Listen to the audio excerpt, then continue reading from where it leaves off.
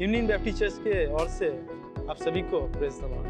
परमेश्वर ने हम सभी को फिर से मौका दिया है इस सुंदर दिन देखने के लिए। परमेश्वर ने आज का ऑनलाइन सर्विस के जरिए से हमें जुड़ने के लिए मौका दिया है। चलिए आज का विषय में हम चलते हैं। आज का जो विषय है प्रार्थना।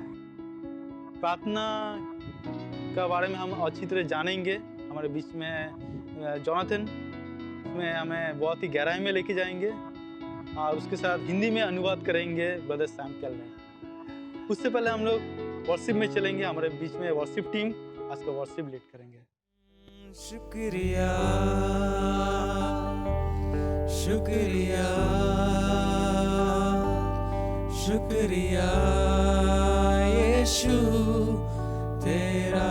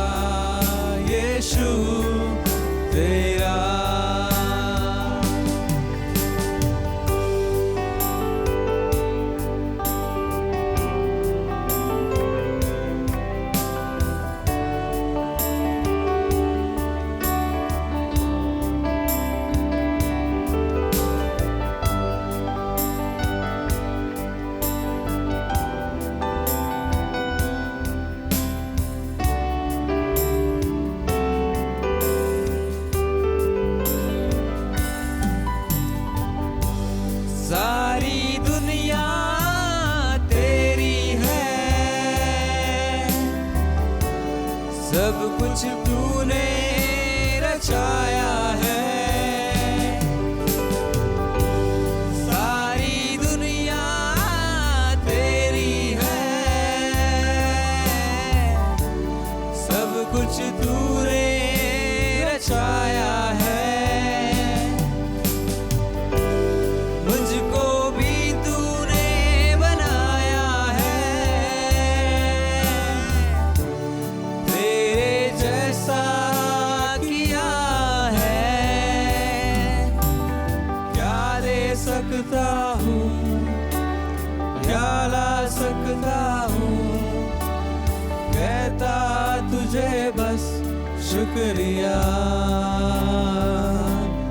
ओ क्या दे सकता हूँ, क्या ला सकता हूँ, कहता तुझे बस शुक्रिया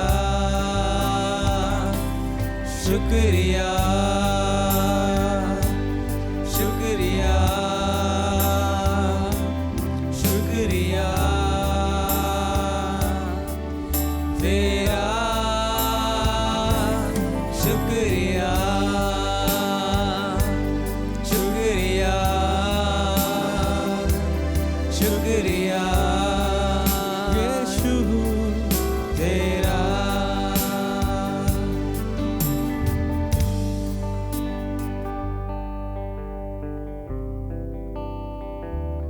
praise the Lord, praise the Lord. पिता आपको धन्यवाद देते सुंदर समय के लिए पिता। पिता आप सभी को मौका दिए सुंदर दिन देखने के लिए पिता, सुंदर महिमा करने के लिए पिता, बहुत बहुत धन्यवाद पिता। पिता आज का वर्शिप को भी आपको चरणों में रखते हैं पिता।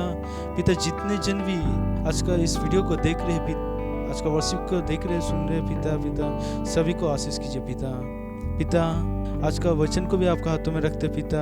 हर एक वचन प्रतिजन के जीवन में जैसे फल ला पाए पिता, सभी को सहायता कीजिए पिता, सभी को जीवन को छू लीजिए पिता, सभी को आपके चरणों में रखते हैं, हाथों में रखते हैं पिता।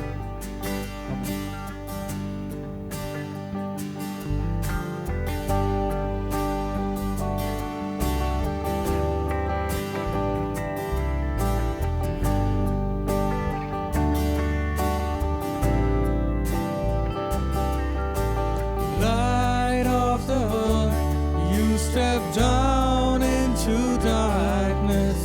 Open my eyes, let me see beauty that made this heart adore you. Hope of a life spent with you.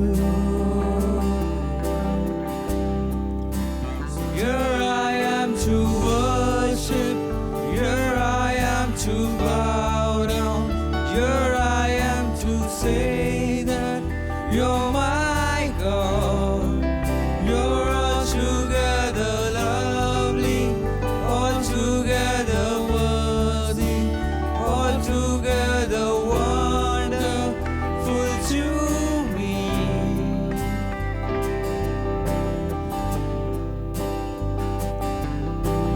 King of all days, oh so highly exalted, glorious in heaven above. Humbly you came to the earth you created, all full of sin became poor. So here I am to worship, here I am to bow down, here I am to say that you're my God.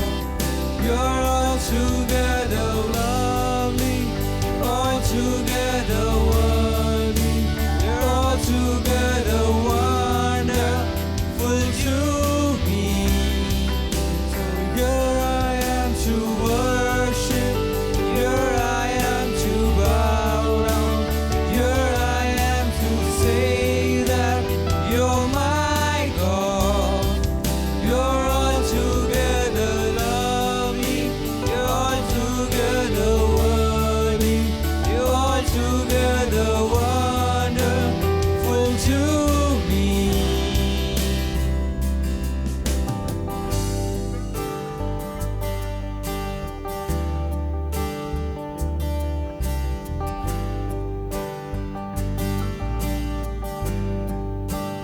आराधना करूं, sir को मैं झुकाऊं, प्रभु सिर्फ तू है मेरा खुदा। तू है अति सुंदर, तू है अति योग्य, तू है अति अद्भुत मेरे लिए। आराधना करूं, सर को मैं झुकाऊं, प्रभु सिर्फ तू है मेरा खुदा। तू है अति सुंदर, तू है अति योग्य, तू है अति अद्भुत मेरे लिए।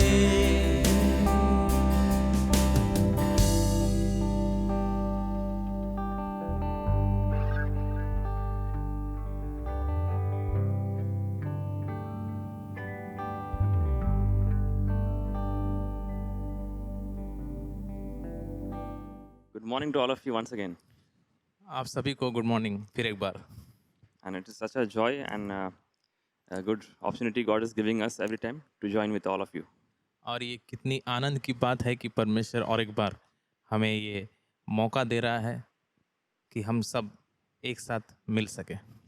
And through the past weeks, we have been learning many things from God's Word. और हम पिछले कुछ हफ्तों से परमेश्वर के वचन से कई बातें सीख रहे हैं। And one of the most important topic that every believer needs to learn and know is about prayer.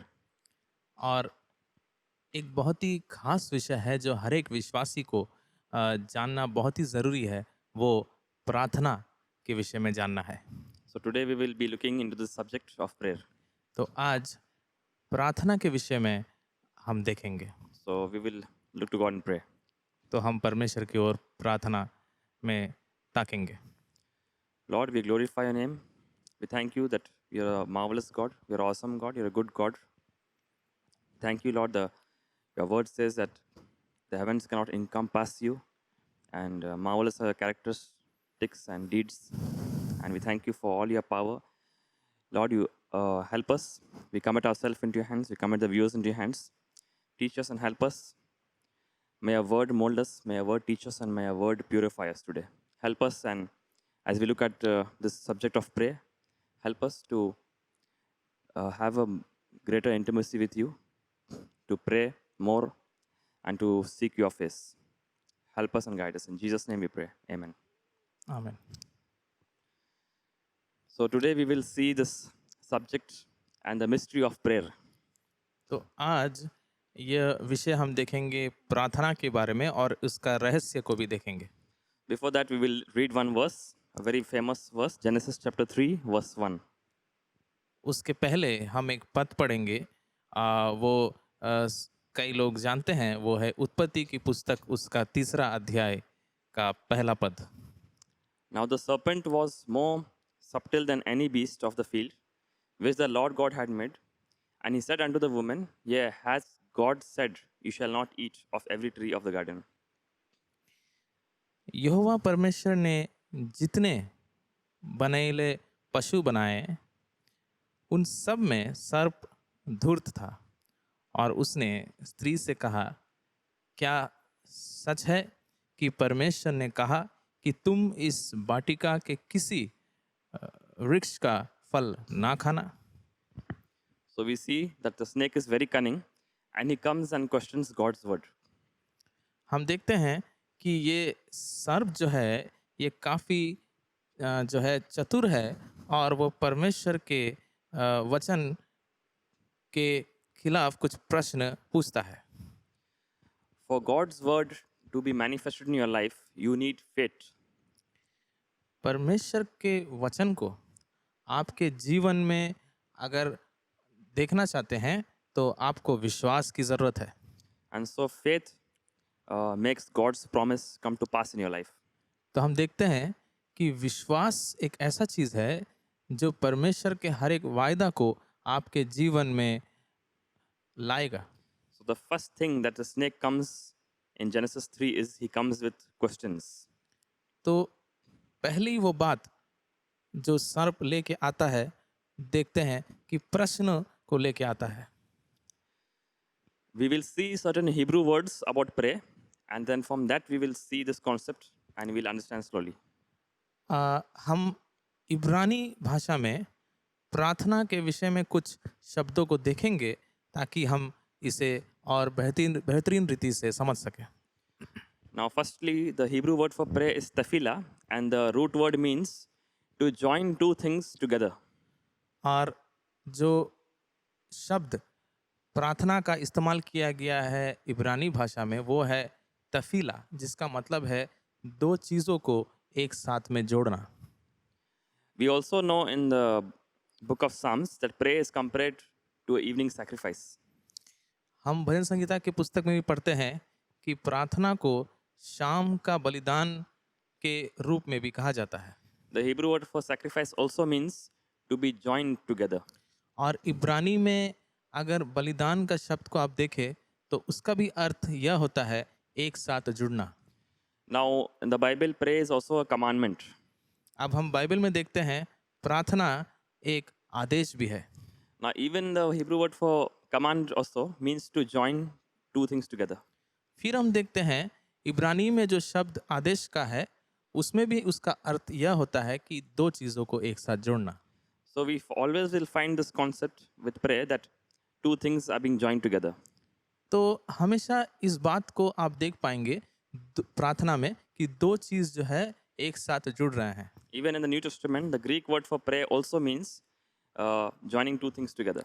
और नया नियम में भी देखते हैं जो ये जो शब्द है प्रार्थना का, उसका भी अर्थ यह है कि दो चीज़ों को एक साथ जोड़ के रखना। When the New Testament speaks about pray, the same part of the word is used in John chapter 1 verse 1 when the word was with God. तो हम देखते हैं यूहन्ना की पुस्तक उसका 1 अध्याय 1 पद में जो लिखा है कि वचन परमेश्वर के साथ था, यूनानी में अगर इसका मतलब देखें तो यह भी प्रार्थना शब्द का अर्थ होता है। So what is this thing that two things need to be joined together, and what is this thing? तो ये दो बातें क्या है जो एक साथ इन्हें जुड़ना है? Now before Genesis chapter 3, man was living in intimacy. उत्पत्ति का 3 अध्याय का पहले हम देखते हैं कि मनुष्य जो है एक काफी गहरा रिश्ते के साथ में जी रहा था। Remember, the book of Genesis chapter 2 speaks of man's connection with God. अभी याद रखिए उत्पत्ति का 2 अध्याय अगर पढ़े तो वहाँ हम देखते हैं मनुष्य का परमेश्वर के साथ में कैसा संबंध रहा। Genesis chapter 3 speaks about man's disconnection with God. और उत्पत्ति का 3 अध्याय में देखते हैं तो वहाँ देखते हैं कि किस प्रकार से मनुष्य का संपर्क परमेश्वर से छूट गया। And after Genesis 4, if you see, then again we see man's reconnection with God. और उत्पत्ति की पुस्तक उसका 4 अध्याय के बाद में अगर देखते हैं तो फिर एक बार हम देखते हैं कि फिर कैसे मनुष्य परमेश्वर के साथ में संपर्क में आता है। So first man lived in intimacy. तो पहले हम देखते हैं कि मनुष्य जो है काफी गहरा रिश्ते के साथ में अपना जीवन व्यतीत कर रहा था। After that, there was the fall of man. उसके बाद में मनुष्य का पतन हुआ। After that, there was a distance created between man and God. उसके बाद में देखते हैं कि मनुष्य और परमेश्वर के बीच में काफी एक जो है दूरी पैदा हो गया। So when God came to man, God asked the question, "Where are you?" तो इसलिए हम देखते हैं जब परमेश्वर मनुष्य के पास में आता है तो परमेश्वर आके पूछता है मनुष्य को कि तू कहाँ है। So that distance gave birth to prayer. तो ये दूरी जो है ये प्रार्थना को जन्म देती है। So we see sin did two things to prayer. तो हम देखते हैं कि पाप प्रार्थना को 2 चीज़ें करते हैं। The first thing, sin introduced prayer. पहली बात हम देखते हैं कि पाप ने प्रार्थना का परिचय दिया। Because remember, first man was with God. याद रखिए पहले मनुष्य परमेश्वर के साथ था। When man fell from the intended plan of God, now man has to pray to God. जब मनुष्य परमेश्वर की योजनाएं से गिर पड़ा तो अब उसे प्रार्थना का जरूरत हो गया। So before Adam never used to pray to God. पहले हम देखते हैं कि आदम परमेश्वर से कभी प्रार्थना नहीं करता था। Before Adam used to talk to God. पहले हम देखते थे कि आदम परमेश्वर से बातचीत करता था। But when this fall decayed many things, it brought the fall of man, then he has needs in his life. मगर हम देखते हैं मनुष्य के पतन के बाद में काफ़ी सारे जो है मुश्किल आ पड़े और दूरी के कारण से अब मनुष्य को प्रार्थना का ज़रूरत पड़ गया। So the first thing, sin introduced prayer. तो पहली बात हम देखते हैं कि पाप ने प्रार्थना का परिचय दिया। Secondly, sin weakens prayer. दूसरी बात हम देखते हैं कि पाप प्रार्थना को दुर्बल करता है। It takes away the effect of prayer, or it stands as a barrier to prayer. वो प्रार्थना का जो है प्रभाव को निकाल देती है या वो प्रार्थना और परमेश्वर के बीच में एक दीवार बन के खड़ा हो जाता है। So prayer denoted distance.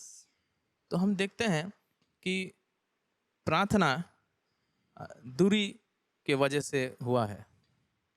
But before, intimacy was the closeness with God.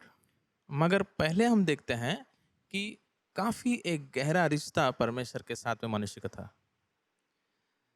So prayer is mainly the distance which is, or the difference between us and God.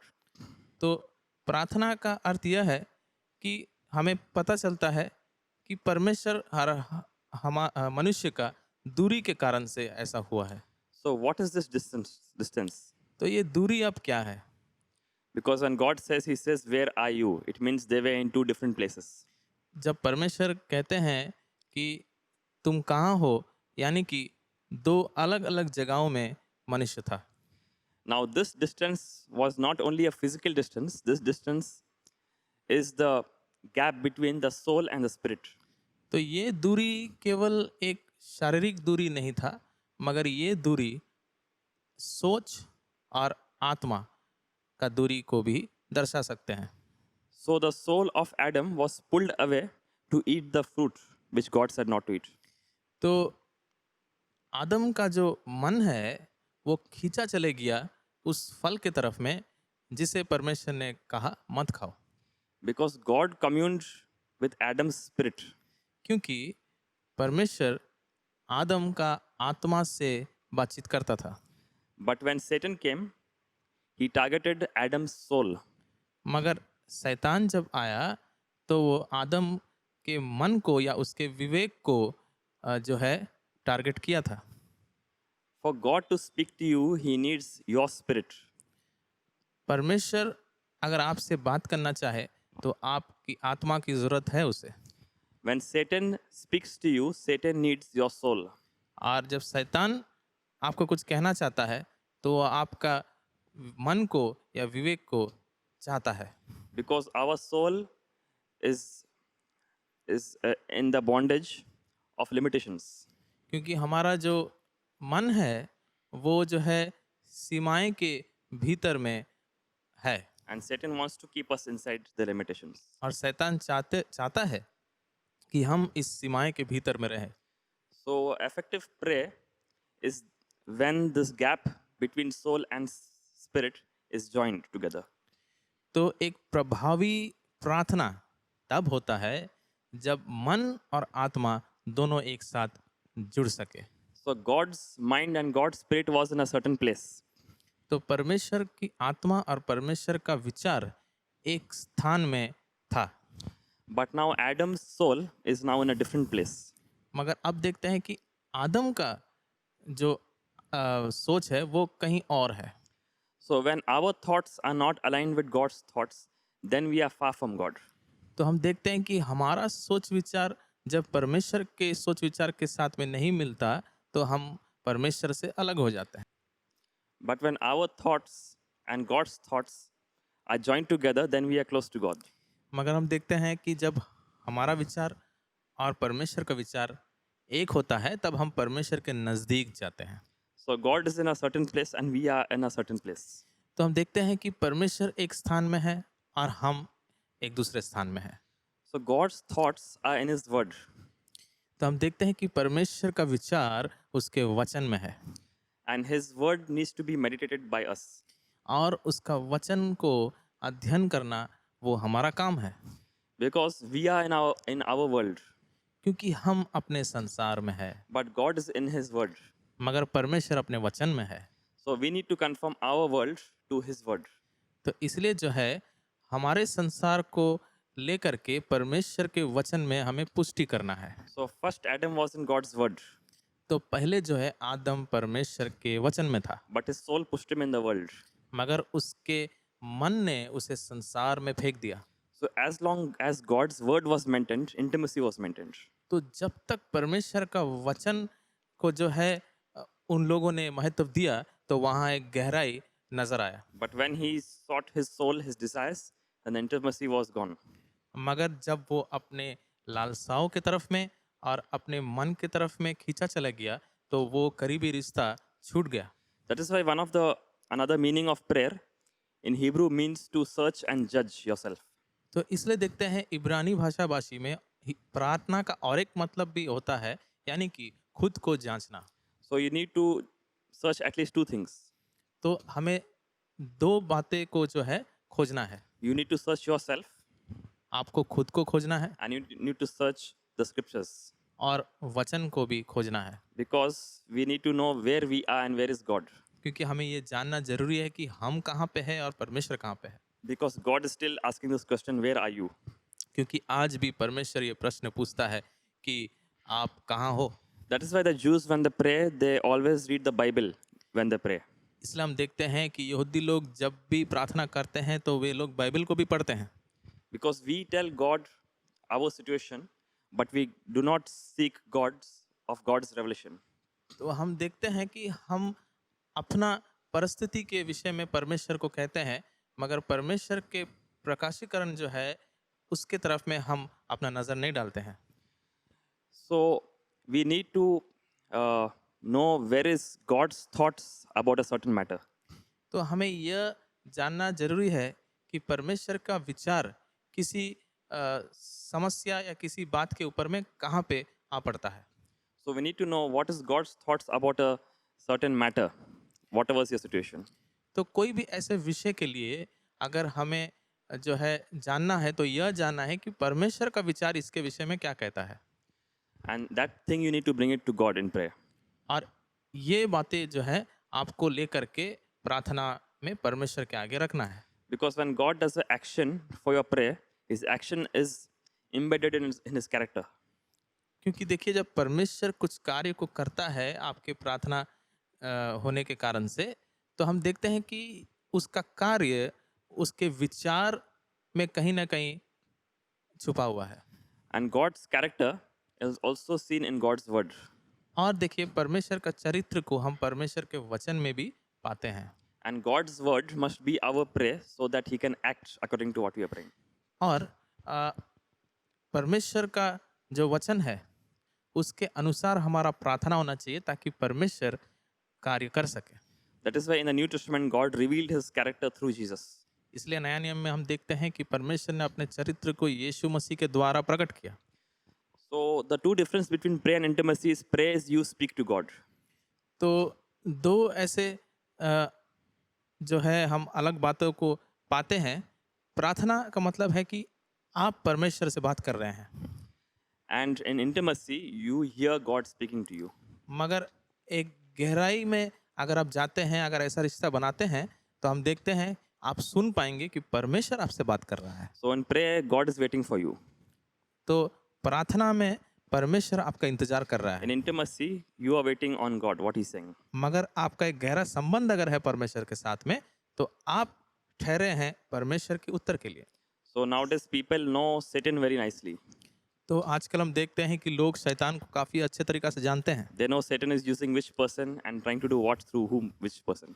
लोग ये भी जानते हैं कि शैतान किसको इस्तेमाल कर रहा है, कैसा इस्तेमाल कर रहा है, क्या करना चाह रहा है। But what God is trying to do, where God is working and how God is trying to move, they do not know.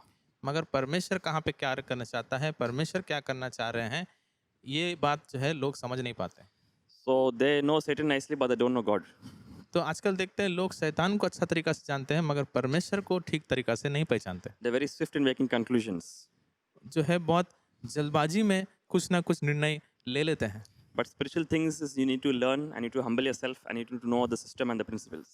मगर आत्मिक बातें यह होती है कि हमें जो है परमेश्वर के वचन को जानना है और उसके सारे बातों को समझना है। And the final thing I want to say is that in Jewish prayers and even in the Bible, prayers are always ending with worship. तो हम देखते हैं कि यहूदी लोग जब प्रार्थना करते हैं तो उनका प्रार्थना का जो अंत होता है वो आराधना के माध्यम से अंत होता है। Every prayer begins with worship and ends with worship. हर एक प्रार्थना का आरंभ भी आराधना से होता है और उसका अंत भी आराधना से होता है। Why? क्यों? Because the person who sees ahead of him, he prays. क्योंकि एक व्यक्ति जो उसके आगे में नज़र उठा के देखता है वो प्रार्थना करता है, But the person who lifts up his head and sees at the top, he worships. मगर जो व्यक्ति ऊपर के तरफ अपनी नज़र को उठाता है वो आराधना करता है। Your situation is front of you, ahead of you. आपका परिस्थिति आपके सामने में है But the revelation for that situation is in the top of you.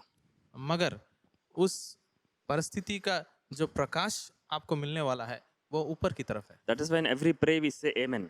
इसलिए हर एक प्रार्थना में हम आमीन कहते हैं, Because Amen means to stand firm or to have the confidence. क्योंकि आमीन का मतलब होता है कि अटल रहना। So when you pray, we join both the hands together. जब हम प्रार्थना करते हैं तो दोनों हाथों को जोड़ते हैं, because the left hand represents your weakness.